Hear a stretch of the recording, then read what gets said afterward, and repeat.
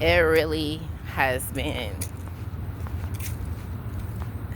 just absolutely positively terrible being out here for just anyone to be able to walk up on me.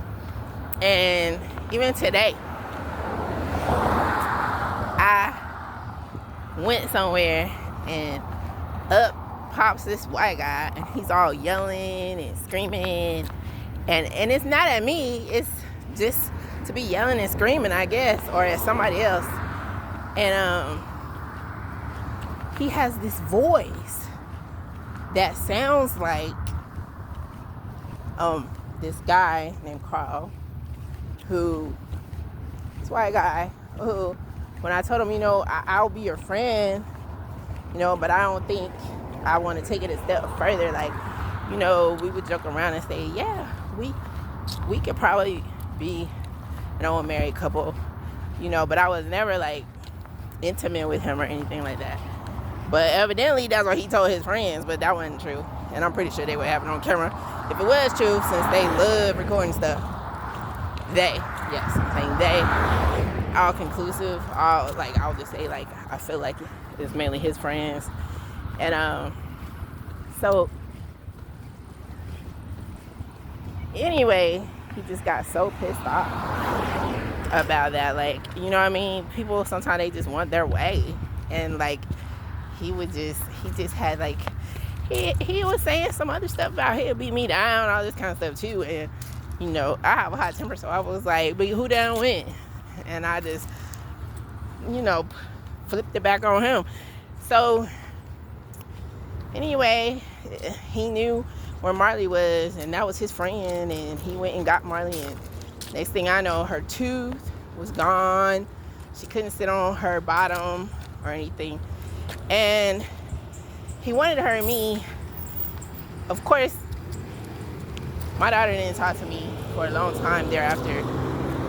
It wasn't my dog though, but it was like my dog. I cared about her, right? And his buddies, one of them calls him the president because he considers him so highly. It's just, and I have a YouTube video of him following me around and me telling him to stop.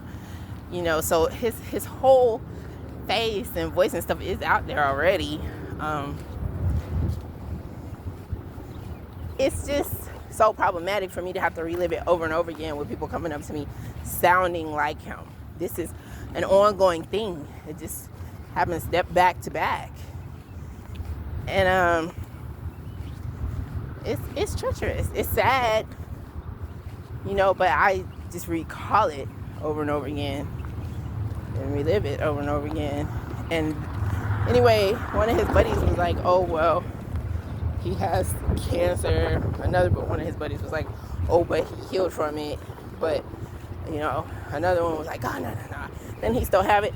And I understand people don't want their reputation tarnished, especially when they're going through hard times. But, people haven't been worried about my reputation. And that's not even it. It's just like, I don't want to think about it. I don't want to talk about it. I wasn't talking about him. And it bothers me that I have to have people aggressively coming up to me, sounding like him. And then people with dogs all over the place, and to me, maybe they're doing something psychological or whatever.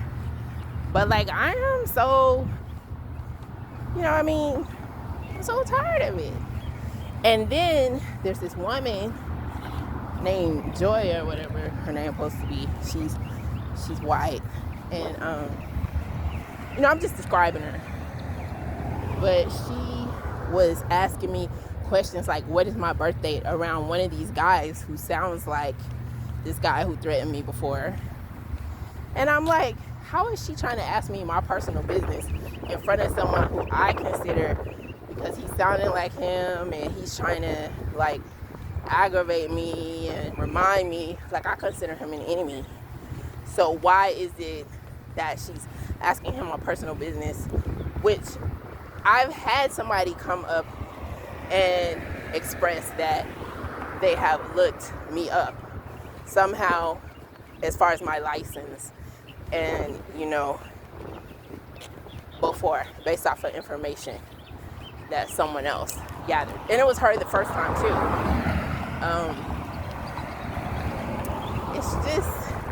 It's just pathetic. And it's, I put it in God's hands, but it's kind of stressful, and she's like, but anyway, it's like, why would I want to give someone who doesn't like me, more information about myself? That's just not something I'm interested in doing. If they find out on their own, so be it. That's not something I'm really interested in doing.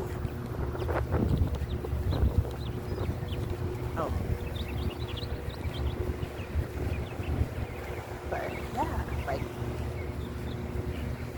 to be followed around and have to be reminded of stuff that happened over and over, and then, like, the cherry on top of the icing on the cake was when I overheard the woman who they say works for the city, Joyce, whatever her name is. I heard her confirm that somebody staying out there in that camp where I've been doing the documentary is working for the FBI. This came out of her mouth. So that it kind of shakes me up too. It's like, okay, so if I know and it's been confirmed, I feel like I don't see what the problem is with them throwing out the whole thing that they got going on, reminding me of stuff that went down that I'm just, I'm ready to be through with. True enough, it's hard to get over a lot of things, and I have wide awake nightmares over the way Marley was treated, but there is no, tracking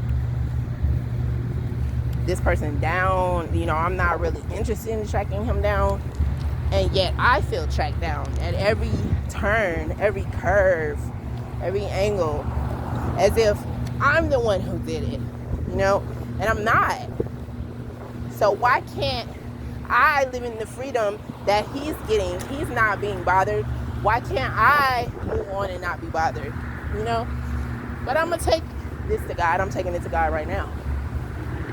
This is just something that I'm going through.